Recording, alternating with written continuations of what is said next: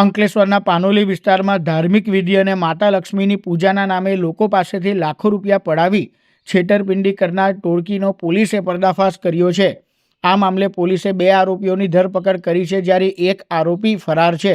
અંકલેશ્વરના પારડી ઇડ્રીસ ગામના એક ઈસમ તથા બાલાસિનોર ખાતે રહેતા ગુરુજી દ્વારા ધાર્મિક વિધિ કરીને આર્થિક સંકટ દૂર કરવાના બહાને લોકોને વિશ્વાસમાં લઈ પૈસા પડાવાતા હતા। ફરિયાદી પાસેથી માતા લક્ષ્મીની પૂજાના નામે કુલ રૂપિયા 27.48 લાખ લેવામાં આવ્યા હતા, પરંતુ રકમ પરત ન અપાતા છેતરપિંડી થયાની ફરિયાદ પાનોલી પોલીસ સ્ટેશનમાં નોંધાઈ હતી। ફરિયાદના આધારે પાનોલી પોલીસે તપાસ હાથ ધરી હતી।